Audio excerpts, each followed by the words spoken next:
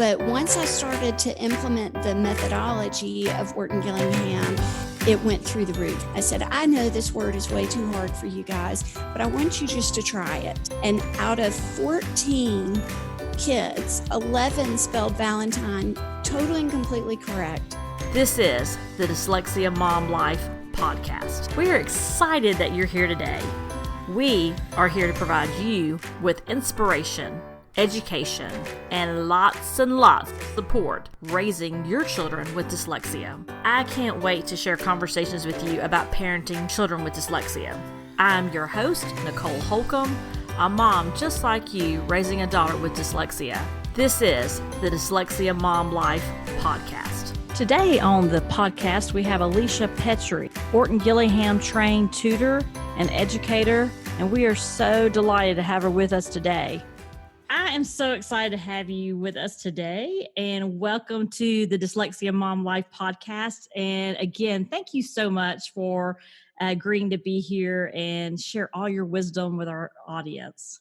I am so glad to be invited. Thank you so much. Do you mind just spending a few minutes introducing yourself and telling us a little bit about how you got started working with students with dyslexia? Sure. I started by teaching kindergarten at a small private school in our hometown, and found out that the teaching reading part was the part that I just absolutely and totally completely loved. And they sent us as a staff to what was actually a preschool continuing education classes. And there I found my professional mentor, and what ended up being my professional mentor, and stumbled upon the Orton-Gillingham classes. She told me that since I was sitting on an expired certification, that I could come and take some of her classes and get my teaching certificate back in place because I had been home with children. And so I started taking the classes, and I would come back to my kindergarten class and implement the methods without really knowing what I was doing. And it turns out I was starting on becoming Orton-Gillingham trained. And after taking several of those continuing ed classes, actually quite a few of them, I decided to go for what we all called the big OG classes, and to do my practicum and to become an associate member of the Academy of Orton-Gillingham Practitioners and Educators. But and then not too terribly long after, I guess it was my third year teaching kindergarten, a child came to the school in first grade and was not reading. And at that point, we didn't really know a whole lot about dyslexia. I was starting to learn about it, but I knew I could teach reading, and they asked me if I would try with her. And I did, and we quickly found out that something was going on, but she was my first, and it grew from there. So that's kind of how I started. I'd love to ask you a follow-up question from that. So when you started your training that year in kindergarten, and you said you started implementing things in your classroom, could you tell a difference in how your students were responding or how comfortable they were with language? Could you share a little bit of that with us? Yes, we had been using a phonics-based curriculum, and so it already was okay. But once I started to implement the methodology of Orton-Gillingham, it went through the roof. And what was the most exciting thing, I think, to watch was these little boys who really weren't that interested in reading. They'd much rather dig in the dirt and, punch each other. But all of a sudden, instead of racing to see who could get to recess first or who could whatever first, it was, let me read one more word. Did I read more words than he did? They began to see it and to get excited about it. And the whole process of learning to read just became that much easier. And it really the methodology spilled over into everything we did. And so, I would apply the same principles to math that we were using in reading, and everything they did just went crazy. And in fact, I think the most exciting thing I ever saw from it was my son was in fourth grade at a public school and I was teaching at a private school, and they were under SACS reaccreditation, and they were wanting to put these little Valentines on the walls to impress the SACS committee. And as a room mom, I was supposed to go over there and help them make these Valentines for their teachers to put on the wall as a little surprise. And so I went into this fourth grade classroom where there had never been phonics in that school, and said, okay, you need to write dear teacher, whatever, I be my Valentine on these cards. And they started asking me how to spell words. And I would sound it out and teach it as if I was talking to my little kindergartners. And I would say it's Val and Time, and Time is magic E. And they looked at me like I was from Mars. And so I ended up just writing words on the board. And I went right back to kindergarten and to a class of 10 wild boys and 4 little girls. I said, I know this word is way too hard for you guys, but I want you just to try it. And get out a piece of paper and a pencil, and I want you to spell Val and Time is magic E. And I only gave them the same exact clues that I had given to those fourth graders. And out of 14 kids, 11 spelled Valentine totally and completely correct. And the others were only off by 1 letter. And that's how Wow. Orton-Gillingham works. Yeah. That is working. Yeah. That is amazing. So, as people are listening, they may not understand when you say the OG methodology. How does that differ, or does it differ from phonics? Phonics, in its truest, purest sense, is the rules and generalizations that govern the English language. Orton-Gillingham is a method of teaching phonics. They have created a multisensory, so you hear it, you see it, you write it, you feel it, you create it. That makes it multisensory. Then it's extremely explicit in that they don't assume that if you see something, you'll pick up on it. They actually point out what's going on in every single syllable that you would read, and then it's systematic. It builds much like math does. It starts from the most simplest of concepts, that a letter can make a sound, and then you put letters together to create syllables, and then you can mix and match syllables. You have 8 types of syllables and 6 ways to divide. And it's I like to kind of call it like it's phonics on steroids, because it encompasses all of it. Most of the time in our traditional phonics programs, even if it is a phonics base, it's really not all of the rules. And it will be in such an order that a child walks out feeling like they've got pieces of a puzzle, but they don't know how they fit together. Orton-Gillingham has a scope and sequence that goes in a very specific order so that you know what to do with your puzzle pieces and where they all fit in, if that makes sense. I think that's a great way to I think it's a great way to describe it, especially when you talk about math and how we build on math. So we all have kind of remember school and how that works as far as how they build on each other, and then just the whole scope and sequence piece. So some people may be wondering, when you think about that building on top of each other and the scope and sequence, is that something my child can do in a year, or how does that look? Each child is different, which is another part of Orton-Gillingham. It is prescriptive, and meaning that all the kids are going to go down a path. How long that path takes is up to each individual child. One of the things that makes Orton-Gillingham work for a dyslexic child is that it is so repetitive and so incremental. Orton-Gillingham is built using these letter cards. And in the letter cards, once I introduce a card, that never leaves my deck. And that child is going to practice that card every time they're together. And that is what creates the mastery. Going back to math, if you don't learn your basic addition, multiplication tables, addition, subtraction, multiplication, it makes it very hard to solve for X. Right. Because if you're stuck at 3 times 2, you can't figure out what X is because you're stuck thinking about 3 times 2. It's much the same for reading, that if you're stuck at what does the letter J say, then you can't figure out jet because you're stuck at going, what's J? Did that answer that question? Right. Absolutely. Yes, no, it's perfect. And so, I was listening and thinking through what you were saying, and you were talking about that repetitiveness, and I was thinking about this the other day, and I'm not sure I will explain it correctly, so maybe you can help clarify. And I Mhm. can't remember if you're the person that taught me this or not, or if it came later, because I don't recall exactly when I heard this. But with students that are struggling to read, Mhm. who may be dyslexic, maybe we don't know yet, or are dyslexic, that repetitiveness. So I know either I've heard it or I read it somewhere where for a child that is dyslexic, where we might learn it after a couple of times, they have to do Absolutely. it 40 to 50. right. The Yes, that's average non-dyslexic brain is 4 to 5 times to work with it.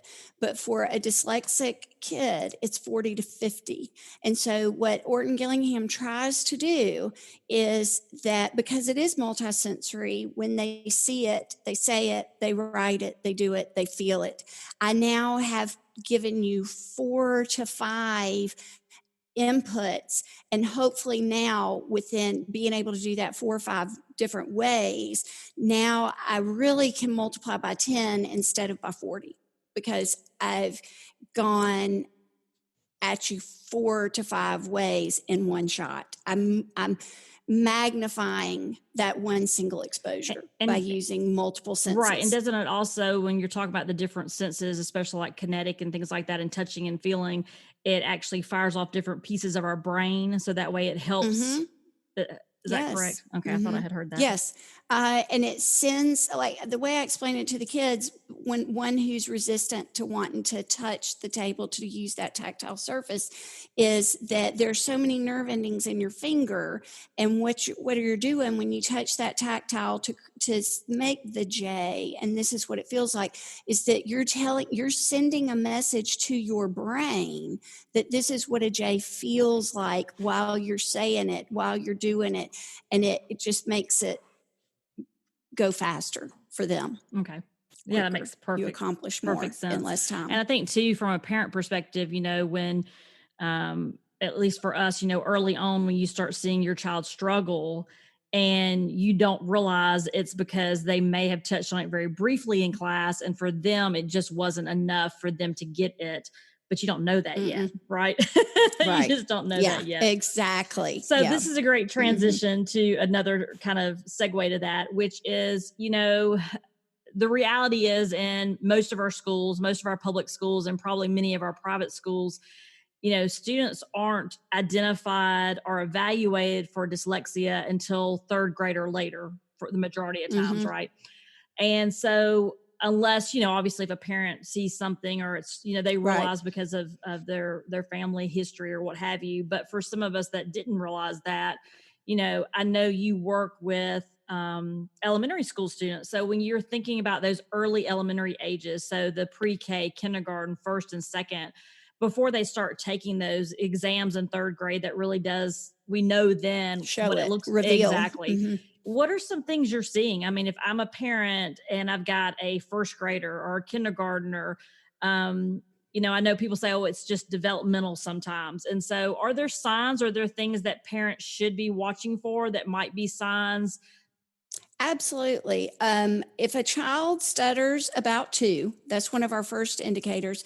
If they stutter about 2 and it just kind of came out of nowhere and went out of nowhere, and then may appear again at 6 or 7, it can be when those are both times when they're acquiring language. So you're acquiring speech at 2 and you're acquiring written language at 5, 6, and 7.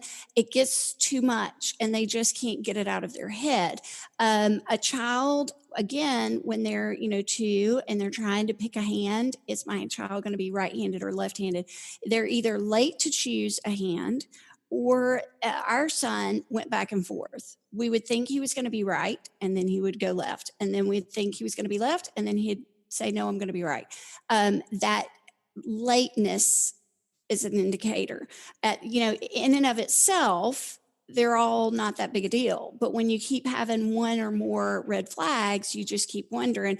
The inability to pick a hand, as they get more in that preschool age, when rhymes just mean nothing to them, they don't Right. care. They don't like them. They don't think they're funny. They don't, they just kind of look at you like it's blank. That's an indicator. Of course, family history is an indicator. If it's in your family, you better jump on it early. Another indicator would be that's real early would be right a directional challenge. They have a hard time with their right and left. What do you mean by A that? lot. Like just knowing which is which? You're right. And which one's your right hand? Which one's your left hand? The teacher says, do this with your right hand, and they go to do it with their left, or they look at it going, I don't know which one it is. A lot of them sometimes will struggle with the concept of opposites, up, down. Right. And just because the first time you try to teach a child, what is the opposite of, just because they don't get it the first time doesn't necessarily mean it's a red flag. What I like to do when I'm working with a kindergarten class is I have a list of phonemic awareness skills. And if after I've shown it and tried it, they still can't do it, then their name goes on the list, rhyming. It goes on the list. And then they can't automatically give me the sound of a letter. Right. We've worked on it a little bit, and I show them a J, and they still just go, I can't think what that is. Their name goes on the list. When we start to sound out words and they can't hear it, they go b, eh, d, and they have no idea what that is. They can't naturally hear that that's bed, then their name goes on the list. And if their name keeps going on over and over and over, then you start to see that's a lot of red flags, and I can't get them off my checklist. And when that you're looking at by Christmas of kindergarten, you're starting to get a picture of who is throwing up a lot of red flags if you're paying attention. Right. And I've heard that before, especially for people that really advocate for, early testing. And then, you hear the opposite of, well, no, it's really a lot of that's developmental. You should wait and see. But even for us, as there's milestones for a reason, right? We've got everybody. There's always got to be somebody who's last in the class, which is what I've always tried to explain to parents. But when I taught kindergarten for years, I knew November 1st that's the day everybody should be reading, sounding out a word, not reading sentences, but they should be sounding out a word.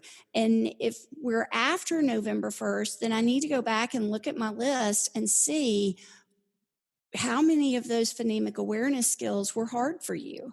And if they were, then we need to start with intervention. Doesn't mean we need to go get tested, but it means we need to do some remediation. We need to work harder. We need to do it more often. Because like you said, if it is dyslexia, the lack of repetition is going to get them. So you've got to start doing a little bit more and see, can we round that corner and get this child around it, or we just can't? And then we've got to have another conversation. Right. So what about for the older elementary, the 3rd through 5th grade? What would we see there as a parent? If, maybe the other pieces, maybe teachers didn't know what to look for. And so maybe you're in 3rd grade and then you realize your child's reading on a 1st grade level, for example. So, obviously that would be a sign, but are there other things that parents might be looking for in those ages? Yes, it would be, I hate school. I hate to read. I don't want to go. I don't want to do it. It starts to become emotional for them. Another thing would be that, and you hear this all the time, my kid is so smart in blank, but they just can't read. It's just the reading. Or they do so great at math until we get to the word problems. Right. And they used to love science but now they have to read the chapter. You know, you start to listen and hear. It's always with the reading. They love this till they got to the reading. And like you said, third is when it comes, because we have quit learning to read and now we're reading to learn. And so what they maybe could have limped through with, because so much was orally presented or done as a group, now they're expected to start to be independent, and it really starts to show. And you may see behavioral problems come out, and a lot of times the behavior is not I'm a bad kid. It's don't look at what I don't know. Look at how bad I am. Look at how funny I can be. Look at the class clown I am. Just anything to deflect from what's really going on inside of them. And one thing I think that hides it is, as an education system and as parents, once we hit third grade, we quit getting them to read out loud. They don't do that anymore. When I was a kid, we had to read out loud till we were in about the 5th or 6th grade, but we don't do that anymore. And so those kids can sometimes go undetected because nobody's listening to it, and you don't realize they really aren't reading that chapter. Right. That's what I was going to say too, there. because, dyslexic students do tend to be very intelligent. So they have a lot of coping mechanisms. And like you said, tons. I mean, especially like with our daughter, she's very much an auditory learner. Like she can listen and, where I'm very visual. I'm a very visual learner. So it's very interesting to watch the different learning styles. But I do think that that's definitely part of it, because early on when you're having those conversations with kids and then they're listening to the story and then they can raise their hand and tell you the answer. But then when they have to start reading it independently and responding to questions that are written down, and writing may also be a concern, then it just kind of hits all at once. Yeah. Right. Yep. So I know you also, although you've worked, a great deal of your career at elementary, I know you also work with older students, middle and high school students. And so I know, sometimes it sneaks through, so to speak. And sometimes families don't figure it out till middle or high school. And so for people that you've worked with, families that are in that situation, I mean, what are they seeing at that point? Or what are you seeing when you start remediating those students? I mean, what are some signs that, is it the same thing? Yeah. It doesn't change. And what their comments are more, I just can't remember what I read. Well, it's because they are doing what I call Rolodex reading. And, you and I are old enough to remember what a Rolodex is, but if somebody doesn't, it was these cards on a ring and you thumb through them looking for, it's what we call our contact list now on our smartphone. But those older students, what they do is they're thumbing through their Rolodex, their contact list, and they're looking to see if what they're looking at matches any word on their list that they know. And so they see, they can read, I went to the, and then they get to a word that they go, I don't know what that is. Let me thumb through my contact list, see if it's in my list anywhere. And they finally found pharmacy. And then they go on to the next word to pick up, I don't know what that is. And then they go through their contact list again and they find the word prescription and they plug that in for my, I don't know what that word is. And then they go through again. Well, by the time they get to that period, they have no clue what they read. Comprehension. I don't even know what I just told you. Right. They don't know. And I was trying to think about it. They don't know what they read. They have no idea. Right. So the way they phrase it, because they think they're reading, right, but they're not.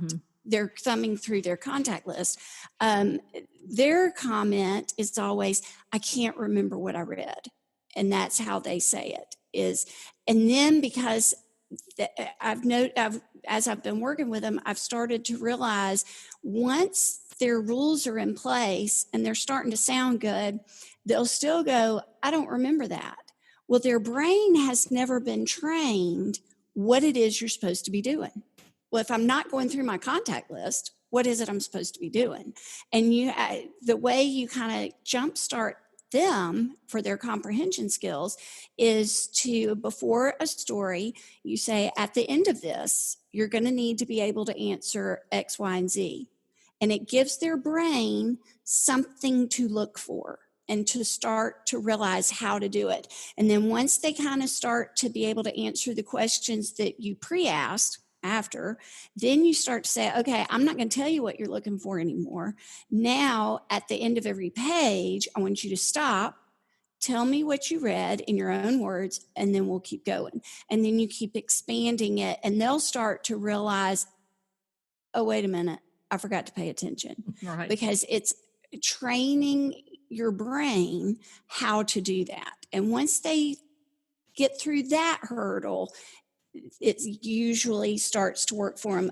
A younger child tends to comprehend earlier and quicker than the older ones. The older ones, just their brain doesn't even know what to think about. Right. Because they've been reading by context lists. Right. They just, yeah. Doesn't work. Hey, I just wanted to pop in here and tell you about a free resource that we are providing. We have created a resource for you called Summer Activities, bringing the learning and the fun home to you. And if you're like us, we've been home since March. And so it's a long 5 months from when we left school to when we go back to school. And so we are looking at our house to have other activities to do at the same time, continue to remediate our dyslexic learner and provide her with reading and math opportunities. And so I have compiled some activities and some resources. Some are paid, some are for free. Some of them are virtual summer camps, but I think that you'll find something in there for you and your family, and I think you'll really enjoy it. So if you will just, after listening to the podcast, look in the podcast information for this episode, and I will have a link there for you where you can jump over and subscribe and get this summer 2020 activities. And I know you're going to love it, and I know you're going to enjoy it. And P.S., you'll get some other freebies along the way too that I plan on sending out. So enjoy your summer. And now back to the episode. So when parents realize, or they get to a point where, like you were saying, there's just other things start happening, right? As far as, I don't want to go to school, I don't feel well, or the teacher is calling, or whatever might be going on. And so they realize their child is the root of it really is reading. And so it really doesn't matter what age that might be. But what advice would you give to a parent as far as, they may not be at a point where they can get an evaluation, or maybe they have an evaluation, or maybe they're in the middle of it, but they know that the first way to kind of stop the gap is, I've got to find a tutor. I've got to find a reading tutor. And so, what advice would you have for someone that's in that situation who, let's just say, they don't, at that point, they realize that their school is not, there's no OG trained teachers, and it's just not happening in the school, obviously. And so what should they be looking for? Their first phone call needs to be to their local International Dyslexia Association chapter and see, they keep lists of qualified tutors.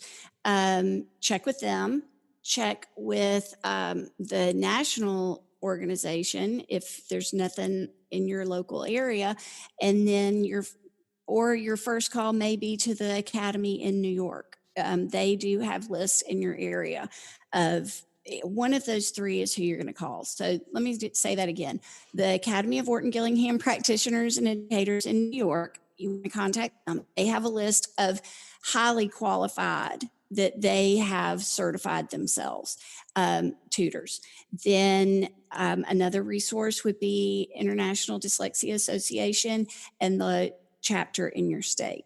Those would be where I would start to look for a tutor. And I'll put links to those in the show notes too. That way people can go to that website and it'll give them the contact information as far as phone numbers. So I know we said early on, it's very individualized and very, prescriptive to a student. Mm-hmm. So would you say that as they're looking for a tutor, what happens if the neighbor says, or someone at church says, oh, I've got this great, teacher in mind who has been teaching reading in kindergarten for 15 years, and she's so sweet, and you should try her first? I would not. Well, you might call her and ask her if she, number one, knows what Orton-Gillingham is. And number two, has she been trained? And then some other questions would be, who did your training? And you can go to, again, the Academy website and see if their training facility was what's the word I'm looking for, approved. Because unfortunately, when Dr. Orton and Anna Gillingham created the method in the 1920s, they did not patent it. And I don't think they ever dreamed that we would be in a situation where everybody was trying to make a dollar off of the name. And so there are a lot of fly-by-night people who will tell you, oh, yes, I've been Orton-Gillingham trained, and they have not. It is a craft. It is something that you work at for years upon years upon years. And, you know, sometimes I'll think of a certain student that I worked with 10 years ago, and I think, gosh, if I knew now, or if I knew then what I know now, I would have done a better job, because you're constantly perfecting your craft, but it takes years to become certified. It's in a dyslexic child, it's not what most people think. And you don't want, for instance, one little boy I tutored years ago, he was at the end of first grade, and when he started, and he came in with his arms crossed and just like daring me to teach him to read, and so dejected. And I finally asked him, what's wrong? Why are you acting like that? And he wouldn't answer. He just shrugged his shoulders, and it hit me. Everybody he knew had tried to teach him to read, and he still couldn't do it. Therefore, he must be. And you know what he thought of himself. And I'm not one to usually put another teacher, down or throw them under the bus or anything, because everybody's doing the best they can with what they've got. But I did have to say to the little boy, you know, you're really smart, and I know what I'm doing. So you're going to learn to read. And the first time he read a word, he looked at me like, did I just do what I think I did? So you want to be careful and not just send them to everybody or anybody, because the more people that work with them and they still don't have success, they take that very personally. They don't take it that, oh, that sweet little kindergarten teacher didn't know what she was doing. They take it as, I am so dumb that my mother had to go through 10 different tutors to get me, and they get frustrated. So before you commit or whatever, you need to be sure that not only are they Orton-Gillingham trained, but preferably certified. And who did their training? Did they work with a fellow? Are they a member of the academy? Are they working towards membership in the academy? Make sure you ask all the right questions before you sign on, because if and when it doesn't work, it's your child that pays the price. Yeah, not that I can teacher. imagine it's a huge self-esteem for kids, It is. especially with, with any child that is struggling, and Yes. and they I mean, I can remember even early on, first and second grade, they know. Yeah. Deep down inside, and there's parents who are always afraid, oh, I don't want to tell them. And you think, they want to know. Mm-hmm. Knowledge is power. Give them some power. Let them know it's not their IQ. It's a different way of learning. That and they're just as smart. As parents are kind of getting situated and looking in and talking to the right people and getting the right people on board to work, or the right individual rather, to work with their child, what should they usually expect from tutoring? I mean, is it a 30-minute a week? Is it twice a week? I know it's very prescriptive to the child, but can you just give them some generalities of what they would expect?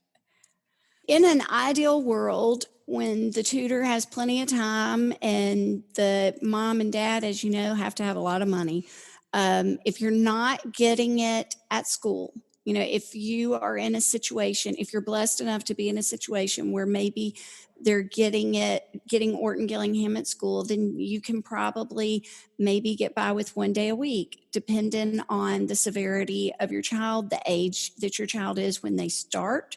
The younger they are, the less times a week they're going to need. The older they are, you've got to make up for lost time. Right. Usually sessions are an hour at a time. If you start to, and then another thing to consider would be if your child is having to be in speech, in vision therapy, in occupational therapy, depending on what else you're having to do, you've got to balance it out to find where you're not overwhelming them. Right. If you can only add 1 day, then you can only add 1 day. It's better than nothing. It just will move a little slower. The more times you can do it, the quicker the remediation Right. takes. And I think we talked about this before, even personally, because you have to look at, and it's hard early on to look at, where is my most important need right now? And for us early on, it was speech. If she can't articulate and you cannot understand her, so we put everything we had, we had the most services we could get at school and privately, because we just had to figure out what to kind of work on first while we did, and sometimes you're doing both, and then you're trying to figure out, how do I fit in, soccer or ballet, or can we fit those things in or not? And so bedtime. Yes. Yeah. After just getting homework done. Yeah. Yeah. Absolutely. Yes. So talking about tutoring, I know we're, in the middle of summer when we were recording this, and what do you tell parents about summer tutoring? Is summer tutoring needed? Should they not be doing it? What's your advice on summer? I am a firm believer in summer tutoring. There's a couple of reasons. We talked about, that for a dyslexic child, it's all about getting it to that long-term memory. And if you're constantly taking breaks, that's breaks in the grounds that you have made. So if you take a 6, 7, 8 week stretch off, you're going to have to go back. Say you left at point F in tutoring and you take 8 weeks off, you're probably going to have to go back to C because you've lost ground. They've forgotten what you're talking about. If you give them a week off to go to the beach or whatever in the summer, there's not much ground lost and you can keep going. But another reason I like to do in the summer is the only way to catch up is to work when nobody else is. And so if you're trying to get back up to grade level, you've got to work when nobody else is working. And which it sounds harsh and horrible, but you look at the dyslexic movers and shakers of the world, which it's so many of them, which is a topic for another day. But what are they known for? It's work. It's their work ethic. Yes. That's how, and it will, I have a quote from Kobe Bryant. It came out right after he died, if I can find it. And it really, you go, oh my gosh, because it came out after he died, that he himself was dyslexic. And he talked about, where is it? Because it's perfect. And you go, well, of course he was dyslexic. He's a hard worker. He went to the top. I have nothing in common with lazy people who blame others for their lack of success. Great things come from hard work, perseverance, no excuses.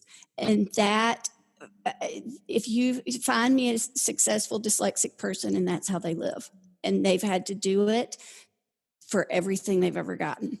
Everything. And they just have to get used to working hard. Right. And summer is part of it. Summer is part of it. Yeah, we're struggling with that at our house as well, but we know how important it is. And is it general rule of thumbs? What I've heard is twice a week, try to get in 10 sessions over the summer. Does that sound about what you hear most people say? Yes, that's most of the time. Yeah. You try for that. And then for going back to the tutoring and even the summer tutoring, is there a preference for individual? Is there a preference for group? What do you recommend for families, or is it a combination, or? Sometimes I have had it Or does it all depend on work different scheduling? ways. It Yeah. all and above. Yes, Check all the everything. above. You have to take into consideration a family's financial situation, and some families don't have the luxury of a private session. It's taken everything they can scrape together to do a group session. So you do have to take in financial, you take in their ability to focus. I've had some children that started in private because they were so lost. Maybe they had handwriting issues that we needed to really work on. Maybe they had a speech thing going where we needed to really make sure each sound was attached to the right letter. Do some pre-work and then try to work them into a group sometimes. Some children, when I've offered the opportunity for a group, they've said, no, I want her attention. Yeah. There's a lot of factors to consider. Some children are so ashamed of it that to have just even another child in the room, they can't do it. Right. And they'll shut down. It is so case by case. Right. For some kids, that tutoring partner becomes one of their best friends because, hey, you struggle like I do. It's each family has to consider finances, time, availability, and when you can, that child's emotions. Right. That makes sense. In all of it. So again, being very prescriptive again as to what's best for the Again, student and then where they Yep. are in their scope and sequence, and is there something we need to go Yep. back and work on again over the summer. So, and I've even had some kids do kind of a combination of, they do one private, one group. The oddest one I ever ran was one kid did the same lesson with two different partners. Oh, wow.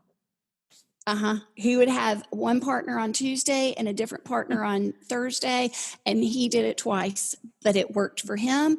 It gave his mom, he got 2 sessions for basically the price of one. Right. And the other kids got a partner, and he was the only one who really knew he was doing it twice. Oh, wow. That's amazing. So, again, just what they need. Yeah. And that's the piece too that I think is hard, especially early on, when you're just starting this journey, is figuring out what, and even later in the journey, you're still like, am I getting this right? Am I doing this in the right order? Am I giving it enough time? Am I with the right person? Am I at the right school? I mean, it's a lot. It's a lot. It's a lot. Yeah.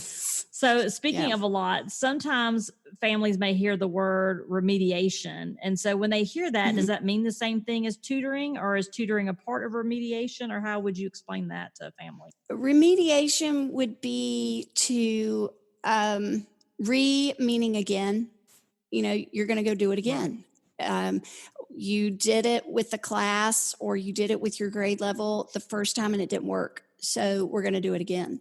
It's not the same thing as retaining. Right. If you retain, but you don't remediate, it didn't work. Remediation is to go back and redo the work, usually by changing the methodology.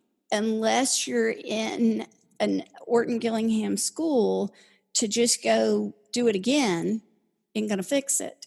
Unless you change your methodology, it's not really remediation, just to go back and do the same old thing that didn't work the first time. Right. Because even though Orton-Gillingham can be a very slow process, you can see changes almost immediately. It's very so I think that part is really important for families to hear too, which is that, we're not curing dyslexia, but we're teaching them to work with it. Yeah. And we're teaching them how to read and how to be successful. And like you said, for many very successful people in lots of different types of careers, it is that they learn that they have to keep at it and they just can't give up. And it's hard, but when they learn that work ethic and then they see the result of that, that's what makes carries difference. Over into every other aspect of their life, and they will grow up to be successful because they've had to learn how to handle disappointment, how to handle feeling defeated, and pick themselves up and do it again. Right. And keep working. And again. And again. And again. And again. And again. Yes. So there is hope out there is what I want them to hear. So, how long have you been working with families? Would you say? Let's see. As far as like once you were trained OG and you started really working in that area. About my first tutoring student I started with her when she was in first grade, and I think she will be, I still stay in contact with her. I think she'll be a junior in high school. Awesome. That's amazing. Yep. So in that time period, I'm sure you've talked to lots of families and lots of moms, and I know we've had lots of conversations that have been invaluable to our family. What do you believe is the most frequently asked question that you hear over and over again that you would want to share with our audience and that might help? I think the thing that, from a parent standpoint is I can't think of a student I've tutored yet that at some point the parent didn't say, well, I should have. And the guilt of the parent. Why didn't I see this? Why didn't you trusted the school to do their job? And it's not the parent's fault. There's not a parent alive that loves their child that wouldn't want the best for them. Even some of what we would consider they're a terrible parent. They want what's good for their kid. Right. You don't. And I think we all do it to ourselves with every. We do. I wish I had realized. Yeah, I hear that over and over of the guilt of, and even a family that said, we spanked him for that. I didn't know. Right. And just the guilt. It's not your fault. It's not the school's fault. They weren't trained. They can't tell you something they weren't trained how to check for. And if I just feel like, especially a parent that's working with an OG tutor, they want what's best for their child. That's what they're doing now. And if somebody had told them 2 years ago to do it, they would have done it. It's just, you can't beat yourself up. You're where you are today. Put the past behind you and focus on the future, because your child has a very bright future. Right. They've got, if you're talking to an OG tutor, you've got a great parent, and they're going to get that kid what they need. And I also want them to hear too that, I went back and forth whether or not to start a podcast or how I could best reach an audience of moms, and did a lot of blogging, and then finally realized that I enjoy relationships and I enjoy working with people. Mm-hmm. And so I thought this would be a better way to communicate. So I want them to hear that, if they're taking the time to listen today and listen to our conversation, then they're in the right place, and they're a great parent because they're doing everything they can do. Yep. Everything. And it's just, we just have to take one day at a time. We really do. One day at a time. Yeah. My mentor in the faith of dyslexia, she told me, and it's what I have to remind myself of as the tutor, because you want it for them yesterday, because you want it for the mom, you want it for their dad, for the kid, just you want it to happen. And she said, you go as fast as you can, but as slow as you must. And you just have to remind yourself, it's a marathon. It's not going to happen overnight. And sometimes we've just got to sit back and stop. You'll see a kid when you're working with them that they're frustrated and they're upset. And at that point, they can't verbalize, I need a minute. And you just have to say, stop. Now, let's talk about that wiggly tooth you had, or let's talk about your dog for a little while, and let them just let it go and start again and start fresh. Well, every day is a new day. I think you must have read my mind, because my last question was going to be, what's the best advice you've received, going through this as a parent or going through this as an educator. And you may have just shared that advice with us just now, but if you could, if that is, that's fine. Or if you could think of anything else you would want to share as it relates to, advice that really was an inspiration to keep working in this area, or even with your own children as you thought through, what's best for them when they were going through, lots of different things as well. So you may have just given us that best advice because it sounded great. Let me just say, it's the one I remind myself of all the time. You just keep going. And I think it's great advice too for moms because, and that's why I love that you talked about, adults who are so successful, and many times they may be dyslexic or when you look at the percentages of people, and that is because that they stuck with it, right? It didn't come overnight, and it was a marathon, and they took step by step by step. And it's a long journey sometimes, but it's but at the end. That's exactly what I was going to say. But at the end, we're not there yet at our family, but I know there's great things for her. She's come so far, and that may be the other best thing. Every so often you have to stop and remind a kid where they were, or remind the parent where they were when you got them, because the kid is stuck in this, I can't do this right now. And you say, I have your handwriting from before we started, or I have your words per minute, or I know what you couldn't do. Do you realize you don't do that anymore? And you see them go, okay, pull themselves up by their little bootstraps and say, all right, I can do it again, because you're right. I was that bad, or I was that far behind, or I can see progress. Yes, and sometimes you just have to remind them. Hard to see when it's happening, but like you said, when you're in the middle of it, and for most dyslexic kids, the progress is so slow that they forget how far they've come. So just always kind of look back and see, we have moved forward. It is coming together. So, well, thank you so much. We're going to have to do this again. I think we've already kind of teased a couple other topics that we could probably talk about.